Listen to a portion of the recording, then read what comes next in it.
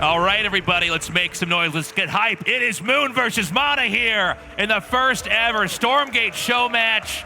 MaNa, in a way, representing StarCraft 1, StarCraft 2. He started playing and competing in StarCraft at a very young age. And, of course, Moon, the greatest Warcraft 3 player of all time. These two duking it out now in a game that takes the best of StarCraft and the best of Warcraft, puts it together. Let's find out who comes out on top, Artosis. It's going to be an exciting one here. You know, MaNa, a legend from StarCraft 2, and Moon being the greatest of all time from Warcraft 3. Can't really ask for a better match than this. It's going to be Infernals against Infernals. That bottom left purple Infernal is Moon, and the top right is MaNa. This is going to be such a crazy match here. This map, a very different one. They are both going to be going for fast expanding builds. There are creeps on this map. Some are in the middle, some are a little bit further out of the way. It is a very winding map in that there's a lot of different ways to counterattack and move around. So having map presence and map vision is going to be key. Yeah, and already we see maybe a little bit of a difference between the two players. 2 Iron Vaults going down there for Moon. You know, right now, as far as Infernal versus Infernal, Fiends are very, very strong. And Gaunts, with that Infest ability to make more Fiends, is very, very strong. So I wouldn't be surprised if we see just a lot of Fiends battling on both sides. There's one function we haven't really discussed yet. We didn't really have time in the last series because the game picked up so fast, but there is Animus that is collected over time when units are killed, and that is only for Infernals, but in an Infernal versus Infernal match, you're both going to be getting Animus. It would seem like whoever can pick up the most more quickly is going to have a lot of positional advantages here to try to activate a lot of those abilities you can use with that. Yeah, and if you have a lot of Fiends dying all game and turning into Fiends for your opponent and things like this, you're going to get a lot of Animus. We might see those Shroud Stones really come into play as a huge focal point of power. And it is possible if you get enough Animus to unlock a Dragon, which is an extremely powerful unit. We'll see if that comes into play here, but just keep that in the back of your minds. If this game does drag out, I would imagine that is going to be an inevitability. If it drags out, it will drag on. We've got the first resource camp going down over here. MaNa clearing that, and we see mirrored behavior over here from Moon. And so nobody, I think in a mirror matchup like this, is really incentivized to try to come out and hiccup and interrupt the creeping on the other side of the map, because otherwise you're not going to be creeping on your own. You're going to be playing with very similar unit sets here as well. And in fact, look at that surround. That is Moon for you right there. Instantly surrounding that Brute. Gets it to split, and of course, you know, those Fiends are going to have to back up. They can't do anything against that army. Yeah, and in a mirror matchup like this, that's pretty huge. We've got MaNa all the way down, out of position here, so Moon able to generate some threats. Is he going to commit? It does seem like with the 3 Brutes and 2 Fiends, you do get a perfect surround to try to come in there and crush. And look at this, the 3 Brutes really diving far right now. The 2 Brutes up MaNa trying to chase him down, splits the hurt one off into some Fiends, and he's going to go ahead and chase that, but that means the 2 Brutes in the main base could deal some extra damage. Yeah, he wants to basically go for a worker harass here. He's going to dive in, and of course these Fiends are so nimble, they could just come through here and hit these workers. That's going to force MaNa to then change his Brutes into Fiends here. Yeah, a lot of Brutes, a lot of Fiends fighting right now. You can see just battling all over the place and splitting into those Fiends when they need to. The Fellhogs being pretty useful as well as a defensive deterrent.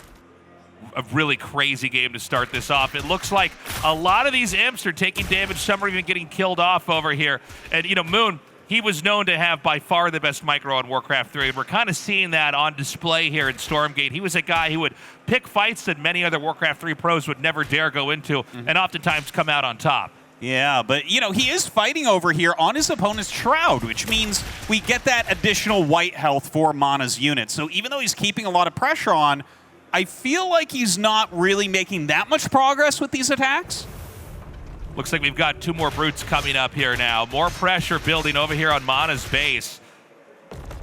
Yeah, the Brutes coming up and the Fiends being pushed back a little bit. That Meat Farm having to walk around it right now. A Shroud Stone going down, so he is looking for a little bit more static defense. We're going to see if that works out for him as Moon just rallying Brutes across the map non-stop here. Artosis has got to be his game. You know that. I can't explain it. He's coming through and doing so much damage. I didn't expect any games to possibly be, snowballing this quickly, but Moon is doing so much damage here. It seems like he's just able to eke out enough by, knowing exactly when to split his Brutes into the two Fiends, microing back perfectly. The pressure is really on here for MaNa. And denying those Shroud Stones is huge. They deal a lot of damage. They're great static defense, and you can start casting spells because we have a ton of Animus already in play here. That's right. It's really building up because this game has been such a bloodbath. It looks like for the time being, MaNa may be able to force us back. The question is, as more and more Brutes come in, can Moon keep the pressure on? Well, he's certainly trying to. The Fiend's getting cleaned up in that main base. Looks like he turns around for now. He has some very damaged Brutes right there. And yeah, let's take a look at what else is going on this map. Do we have additional expansions? Do we have some additional tech? It really looks like it's mostly that production of the Brutes and maybe a little bit of expanding going on as well there for Moon. Yeah, this is looking pretty good for Moon with that base down there at 6 o'clock. Can we get a check over at the far center right? Is there actually a base over there? Yeah, I think MaNa is expanding to the right side of the map right now as well. There we go. Okay, I wanted to confirm how much is there. Only 3 workers there mining for now. Yeah. I think there's a little bit more there for MaNa at 6 o'clock. You'll have to build that up a little bit. You see he has put down the Meat Farm there to try to defend a little bit of Shroud Stone as well. That base is kind of far away from everything else, so I like the fact that he's putting down some static defense to just dissuade Moon from harassing that base with his Fiends. Moon with some pretty good roaming is continuing to creep up on the map here, using these Fiends to basically stalk the Brutes. Are we going to have another engage here? Moon with a very injured Brute. It seems like MaNa has a little bit more HP, even some white health there on top of those units. So Moon instead just going to continue to ignore this move to the south. He wants to try to get that, but a good move there by Moon. He actually gets his own Fiends out. That's right. Very, very nice. And in fact, the Fiends, he's body blocking so well. You can see those Warcraft 3 World Championship skills for Moon there as he gets additional damage onto MaNa's Brutes, but eventually they do part ways.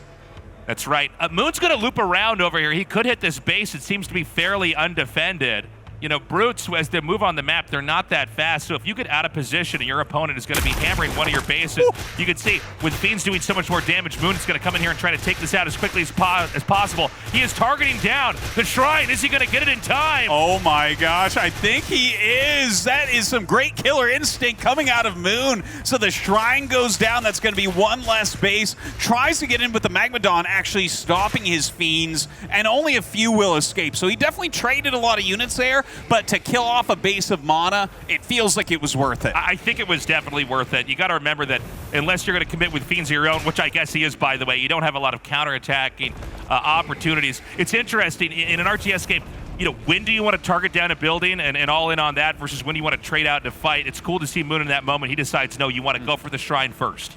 Yeah. Now, I find this kind of interesting. Tell me what you think, Tasteless, but the Magmadon's coming out here for MaNa's side.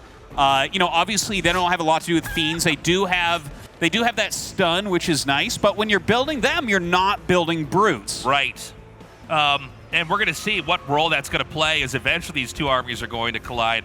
MaNa in a game of catch-up here. I liked earlier on, we saw his Magmadon tear through the trees to try to get a nice pathway there from the main base to the third base.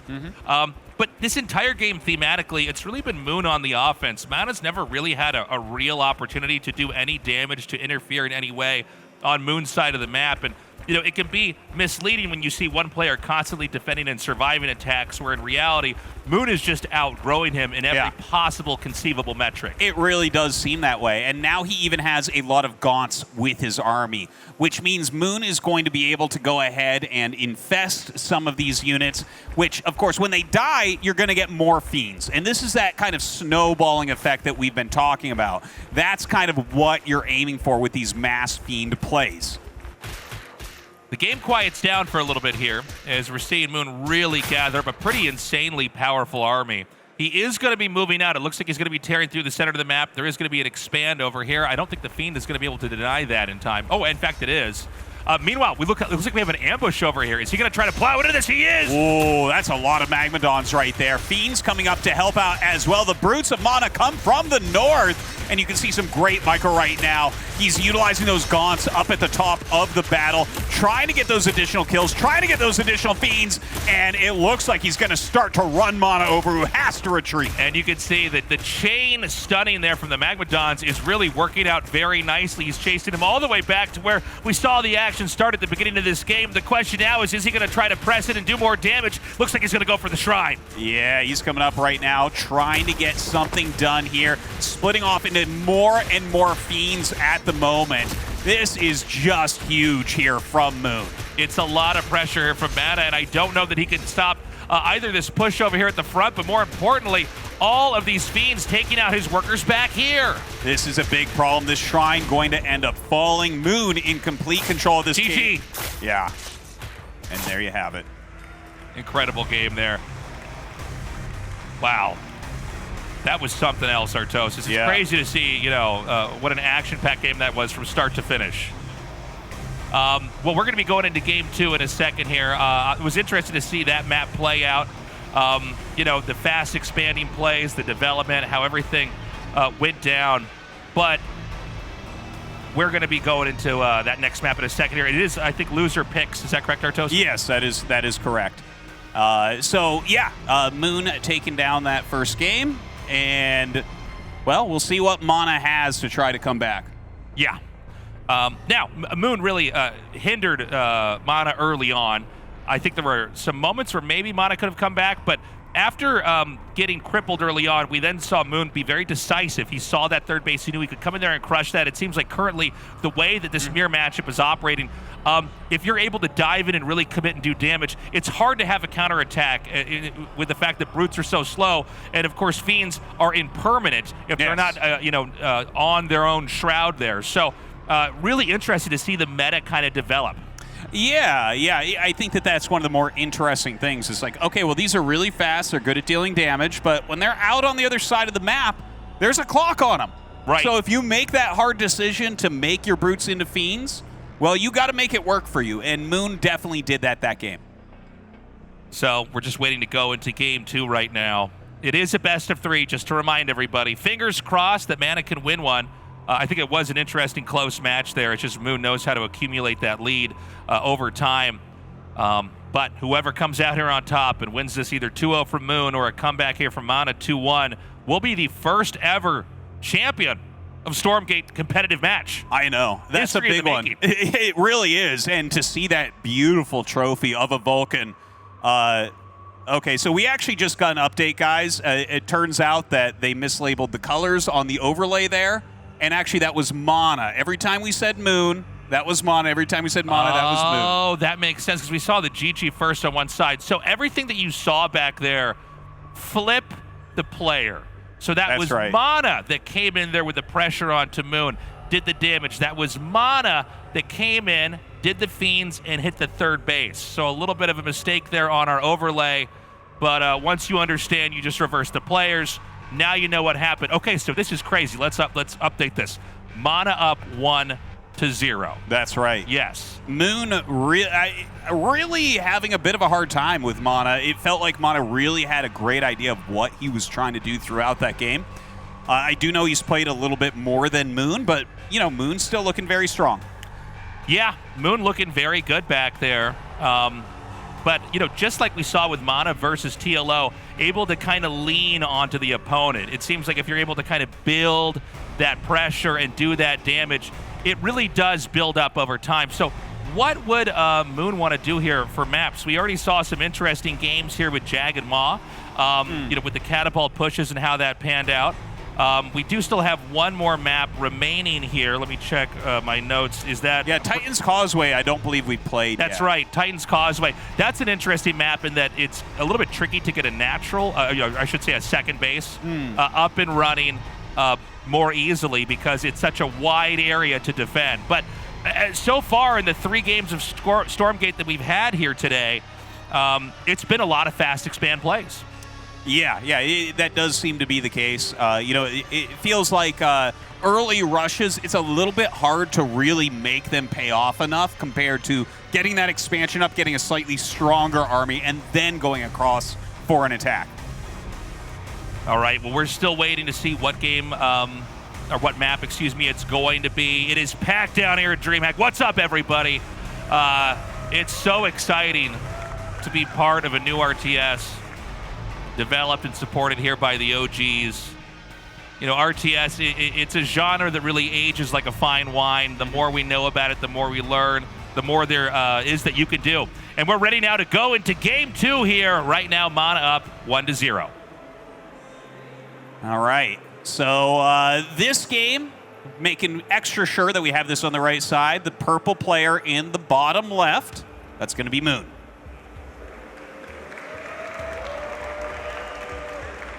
Nope, that's going to be MaNa. That's going to be MaNa. All right. We're safe. It's good we're getting this sorted out at the start. You know, I'm always saying that's the hardest thing about RTS is having that overlay correct.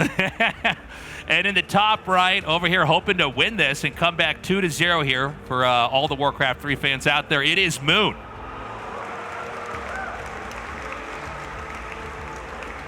Okay. So, we had fast expands in Game 1 in the first mirror matchup ever in Stormgate in this show match. We're going to have the same thing again going here into Game 2. Yeah, these very fast expansions. No real way to harass it too much. You know, we saw in the previous match against TLO, because the Vanguards start with a scout unit, they can go across the map, they can deal some damage. Right. Here, that's not the same case with the Infernal, right? So you can just kind of expand right away, get into your production facilities afterwards, and just macro up really heavily. One of my favorite things about learning an RTS is seeing where the top players who are really steering our knowledge of the game, where they place the first few buildings. It seems like in the bottom left here, we've got MaNa, just like he did in Game 1, with somewhat of a wall. He's creating more of a bottleneck entry point here. When we look at Moon and where his structures are, it does seem to be a little bit more spaced out. Yeah, it does. I do wonder kind of like why he's doing that, what his thought process is for those buildings. It feels like MaNa's might be a little bit better for blocking things, but they're doing basically the same thing here, right? They're going ahead and getting 3 Iron Vaults each after that fast expansion. A lot of Brutes going to come out. Maybe you can go ahead and, clear some of those small creep camps and then start the attack and get those Fiends out there. See if you can deal some damage and slow your opponent down. So whenever I see a mirror matchup, I'm always looking for where the deviation in the builds are. Sometimes you'll see both players behaving in the exact same way, but where is that fork in the road going to be? And will it start with the creeping or will it start with the tech? Yeah, it's really hard to say. Now, 3 Brutes coming out from the side of Moon. Looks like he wants to go ahead, clear some of the camps here. And this is Secluded Grove, by the way. I'm not sure if we were talking about that too much earlier. Obviously, the last game had a lot of action, a lot of attacking nonstop there from MaNa. But I wonder if this map could slow it down a little bit. Those central bases are so strong. Absolutely. We got the Brutes now roaming. Nobody committing to the other side of the map just yet. And it looks like Moon going to go here for the health camp. Now, when you kill this, you then are able to start to regen health. You have to occupy this area for now in order to get that full effect of the region. It doesn't carry on with you. And we have, I believe that's an imp headed up here, northbound. Yeah, it looks like we're probably going to get another expansion going down here for MaNa, really focusing on getting those bases up as quickly as possible. Wouldn't be surprised if we see something similar from Moon as well. Now, we've got the first attack coming in up here. Some real pressure over here onto Moon's Shrine. Is there going to be any way to defend? Where's the rest of his armies? Beautiful surround over there. Really nicely done by MaNa. Oh my God, this is kind of a base trade situation, Artosis. They're both just going to be going at each other. Yeah, it does look that way. Now, we have a lot of imps coming down to try to help to hold this on. In the meantime, this counterattack from Moon coming in. It's a little bit later, so it feels like MaNa has the advantage. Yeah, well, he's certainly going to have, the lead as far as the damage coming out, and that means that you're going to be able to deny the workers from mining earlier, which means you can slow them down. There's no way to warp back at home right now here for Moon, so, this could spiral out of control, but let's find out. Well, it's a real possibility. He is eventually getting rid of these brutes. You can see that Moon is actually doing a reasonable job over here as well. He will micro back a little bit, a couple more brutes coming out, and of course with those fiends, there's no real chance for his brutes to do much more. Yeah, the fiend's now going to try to come in here from MaNa, just to try to slow down any mining here from Moon. We've got the Hellhogs coming out here, but they're not going to last that long. Yeah, definitely helpful as far as defense goes, adding into that defender's advantage that's so important in RTS games. But at the end of the day, it feels like both sides end up holding reasonably well. The third base is being taken here, as we're seeing MaNa, as far as growth goes, shoot up to the north on his side of the map. We need to see how Moon can possibly try to come back and balance this out. And look at the denial here. Great instinct. He's going to get the imp, but more importantly, deny the third base. And if you're getting that many more resources over time from that third base, it's undeniable that there's not a lot that Moon's going to be able to do to recover that. So MaNa with some really good control play, but look at this counterattack here from Moon. Oh, man. Very, very nice. We dropped down to just 5 workers on the Luminite in that base for MaNa. So a little bit of a problem. Definitely needs to get more imps out to get that economy back online. So the Vision Camp now going to be hit over here by Moon. Just doing whatever he can on that side of the map to, stay active. And when you're denying that vision, it's going to make things more ambiguous there for the perspective, of MaNa. Yeah, he's going to come back and try to battle against that as well here, taking as much damage against him as he can here. But the Fiend's going to get surrounded as well. So you do see some of these small skirmishes where Moon's micro is paying off. It really is a balancing act here for Infernal of when do you want to commit to an area, give the Brute up, to have the Fiend there temporarily do more damage, control an area, versus hanging on to the Brutes for a longer period of time and then using that to have more explosive power at a moment that might swing the game. Yeah, and one thing I find interesting as well is the expansion timing, right? We've seen Moon trying a couple times but getting denied because MaNa is keeping so much aggression on. But MaNa's actually the one that's been expanding a little bit quicker. Yeah, and with the third base coming down now for Moon, this seems like a really ample opportunity here for MaNa to come in. He's got his Brutes, he's got his Gaunts. We've got Moon coming up here to try to meet and defend this. There's no Shroud here, so there's no defender's advantage. MaNa going to fraction some of those Fiends off to try to body block these Brutes. Oh, look at that. He's trying to back up with the Brutes. Let's see if he actually has enough here. I think the Gaunts making a huge difference. Oh, man, a gigantic Infest does end up going down there, but it feels like Moon doesn't have enough units. Yeah, he's zoned out, and now he's going to start to lose this position. We're going to see the farm go down. And look, with no third base in the picture, what exactly can Moon do? Now, the Theorem mining area here, he can come in here and deny that. He doesn't have to commit in here if he doesn't want to, but he's buying more and more of a lead.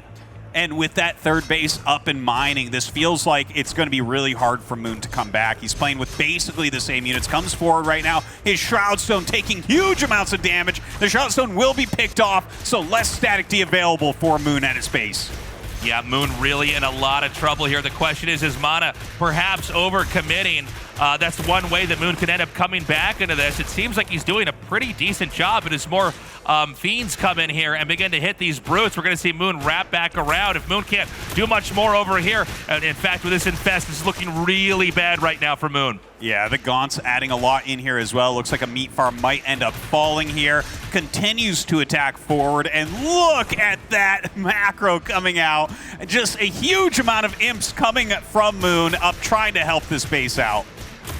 Yeah, and with these imps can't mine, there's just not a whole lot else that can be done. We have another Infest coming down here right now. The worker's going to be pulled away once more. It looks like what was once a wall in that would have helped to defend is now boxing these units in. They can't get out. Yeah, he does get a Magma Dawn out, a stronger, more sturdy unit capable of stunning everything, but doesn't feel like that's enough. He needs more damage output here against the masked Fiends that MaNa has sent to him.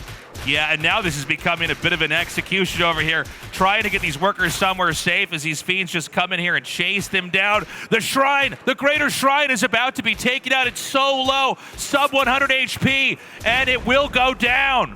MaNa getting a smile on his face. He knows this game is all but over right now. Moon struggling, trying to come back, but the gaunts are looking really strong. Those ranged attacks, hard to really micro against here for Moon with less units. And we're seeing MaNa's units spill into the main. The only thing that remains now is the infrastructure, the source that's producing these Magmadons, these brutes, and it looks like they're going to be falling as well.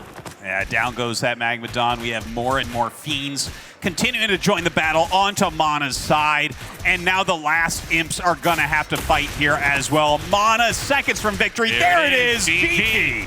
MaNa going undefeated. Make some noise. He is the Stormgate victor here in the first ever show match at Dreamhack Atlanta. Really incredible stuff, Artosis. Yeah. MaNa is such a great legendary gamer. Great results at Dreamhack in the past for him, and here at the Stormgate Showdown, he is the champion. Really cool to see what he was able to pull off here. Able to keep the pressure on his opponent, continue to grow, continue to develop, and then make the comeback an impossibility. We're going to throw it over to the stage now with Rachel to see how MaNa's feeling. Thank you so much. MaNa is feeling like a wonderful and honorable competitor because he ran over to give Moon a handshake right before we hopped into this interview, but now... Hello. Hello. MaNa, welcome. Congratulations, the very first champion of the on-stage major esport that is to be Stormgate. So, tell me, how does it feel? Amazing feeling, actually. I remember starting my career in StarCraft 2 beta. I enjoyed all the show matches. I always wanted to be like part of like the battle report that we had for StarCraft 2. So now, for the first time to be in the stage for Stormgate, to make history here as a player, and also not only just be part of it, but actually win it all. It's an amazing feeling for sure. Congratulations, MaNa. It is well earned. You talked about your history in StarCraft before this. Tell me how that led to you getting involved into Stormgate at such an early stage. It definitely helps a lot to get like a lot of multitasking from StarCraft 2. It feels very similar, the way that the game plays out. Yeah, I could feel that I was kind of like out multitasking Moon here and there, so it felt quite nice. So it feels to be like a relatively even game here compared to StarCraft 2. And yeah, like the way that we started it off, like the first closed alpha test, then the beta test and so on, like the game is progressing in such a nice state, and it feels like an actual RTS is on the horizon. Well, and for you to stand here as our champion, you talked about making history, and now at such a high mark, how are you going to top this? You plan on sticking with Stormgate? What's your future look like? Well, it depends, of course. Like, I'll try to play StarCraft 2 and Stormgate at the same time. We will see how the future looks like for the Stormgate tournaments. I will definitely be actively playing the game, testing it, and trying to make it the best game possible. So far, I do enjoy it, but I'll obviously still compete in StarCraft 2. Well, MaNa, it is so exciting to be able to do this, but I would like to invite you now to place down your microphone and hoist for the first time. Let's go. The very first Stormgate trophy.